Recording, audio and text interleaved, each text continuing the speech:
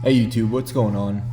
I just want to do a quick video and talk about the reason why the Sofirn SC31T Pro is not a tactical light. Now keep in mind it does say SC31T because this is intended to be a tactical version of the SC31. And there's also an SC31 Pro as well without that T. So this is supposed to be a tactical version. And as we talked about in the previous video, I think what makes a tactical flashlight is that it's intended for somebody who's in law enforcement, for military, security purposes, whatever. Someone who would need quick access to a light in those type of situations. And so does this meet that criteria? And so this whole video is about how the Sofirn SC31T is not a tactical light and how I would not recommend it and why.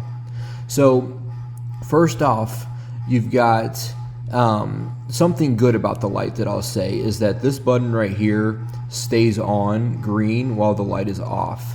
So it's really easy in the middle of the pitch black to be able to know exactly where you need to press the button.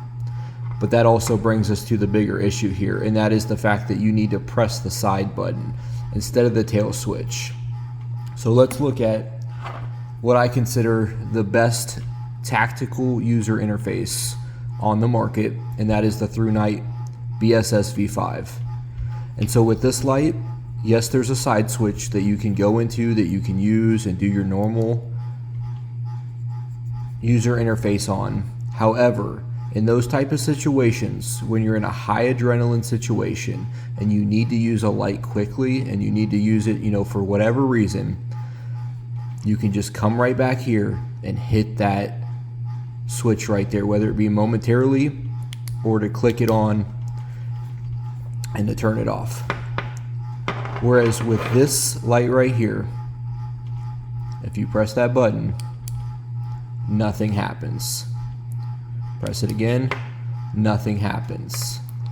You have to start with the side switch in order to use it. So in a high adrenaline situation, I don't want to be fiddling around with this light trying to get to the button. I just want to get back there and hit that button as quickly as possible. So there's that, but then there's also the fact that this has a confusing user interface. So basically what happened was Sofirn usually uses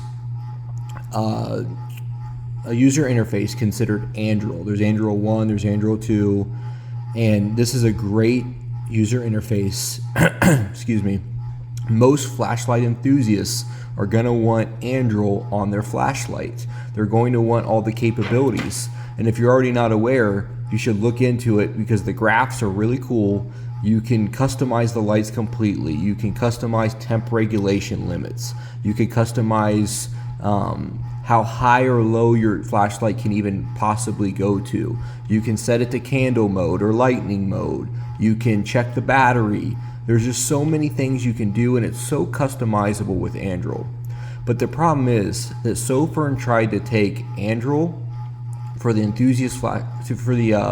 flashlight enthusiasts, and they tried to take a tactical light for those people who are in military, law enforcement, those type of situations, and combine the two.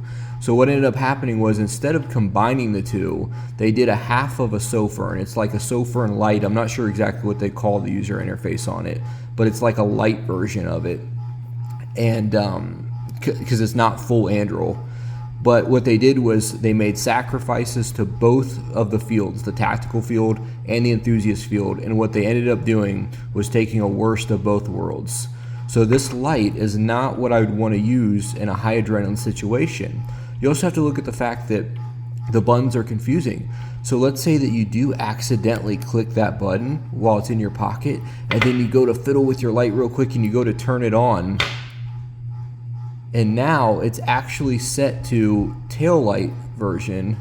So like my side switch is doing nothing. I now have to use the tail light. Okay, so now you're switching back and forth and you're like, oh crap, now I need to adjust the light level because it's on a really low level and I need to get the beam intensity up. Now you got to go back to the side switch, you got to wait to hold it all the way to ramp, and then you've got to go back to your tail switch so that you can control it from the tail switch. Nobody wants to go through all those different buttons to quickly get to a turbo mode or to quickly, do any of that in case you do accidentally hit one or the other. So I'm going to switch it back and see now it's back to just a normal off mode. So if you accidentally end up clicking that and then you go to hit your button, all of a sudden your light's not on and you have to go in and mess with it. That doesn't happen with this light. Simply boom, boom, that's it. You turn it on, you turn it off. Or you have a completely separate option to work from this if you want to. If you want to go in a lower mode, if you have a second to pull it out, and go through your levels, whatever. So this is just a great user interface. It's simple. It's great for high adrenaline situations. But this is not. So what this should have been is it should have been a full turbo from the tail switch, and then the ability to change the levels from the side switch, or to be able to do everything from the side switch separate to the tail switch. But instead it's one or the other, and basically, as we saw, if you end up clicking the tail switch on accident and then you go to turn this light on and you didn't realize you hit the tail switch, you got no light. So it's a bit of a mess. Not a great user interface at all. If you're not in any type of tactical situation, is it okay? Yeah, sure. But I guess my question for you then is, if you're not in any type of a tactical situation, why would you choose this over something like the Worco's FC11, which to my knowledge comes out of the same warehouse as the Sofirn? Very similar product, but the difference is this comes with a worse beam, this comes with a better emitter, this comes with a better emitter, this comes with a pretty green emitter. I'd say regardless of the bending you get, it's probably going to be green on this guy. This has a nice neutral 4000 Kelvin emitter. It's also got, instead of accidentally hitting that button and messing with all that, because right now it's basically just a waste to even have that back there, this has a magnetic backing on it.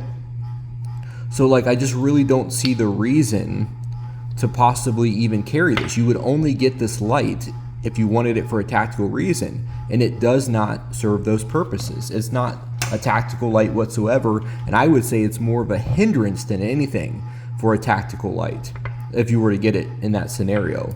So I would highly not recommend buying this light if you're going to get a tactical light. With that said, Sofirn's probably my favorite flashlight brand out there due to not only their large selection, but the fact that they're budget friendly, they have great customer service.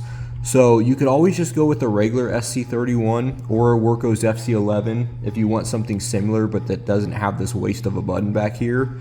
Or if you want something that is tactical, you could go something like the Through Night. Or even if you want to stick with Sofirn and you want to get a little bit larger size, I'll pull out the actual tactical Sofirn here, which they did a great job on. This is the Sofirn SP31T, a little bit bigger, but they did everything right. It's got a bezel on it. It'll help protect it from a fall. It's got completely utilizable from the back, but can also, it won't go off in your pocket, but once you turn it on, you can control it from the side.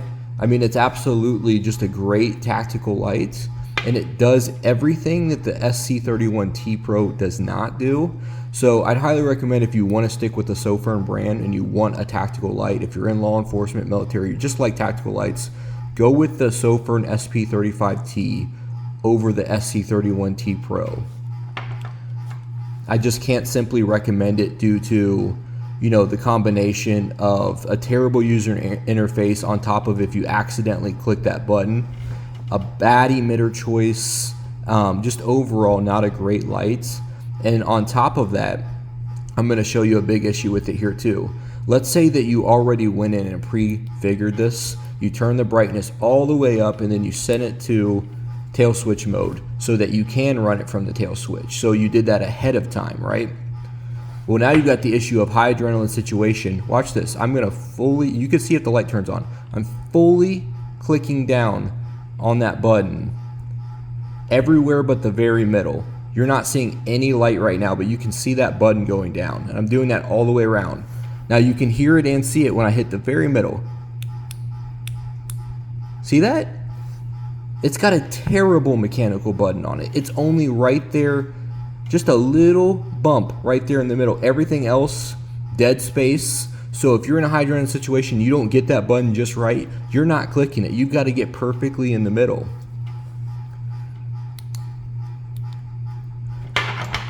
Whereas with this, look at that. Button all the way around. Nice crisp button all the way across. Same thing with this one. Button all the way around. Crisp button all the way across. So this light is just a complete failure as far as a tactical light. What I will say is I got really excited when they first released this, and I bought it somewhere around day one of the release. Obviously was very disappointed with it, so this has turned into a around the house light when I know I'm going to do something where my light's going to get beat up, and I use this, and it has actually hung true. I mean, it's been a reliable, durable light. So not all is bad on this, but I just want to clarify for anybody considering buying this, I don't want you to get this and go and take it into your law enforcement position or your military position, your security position, or whatever your situation is, and then to find out, wow, like this actually has made this more difficult and I'm trying to click a lot of buttons in high adrenaline situations. I understand what Sofirn was trying to do with this. They were trying to make both the enthusiasts happy. They were trying to make both the people in the tactical, environments happy. But what they did was they took the worst of both worlds and ended up with this. So again, I love Sofirn, but sometimes it's just a miss, and this one is a miss. This is not a tactical light. Thanks for watching.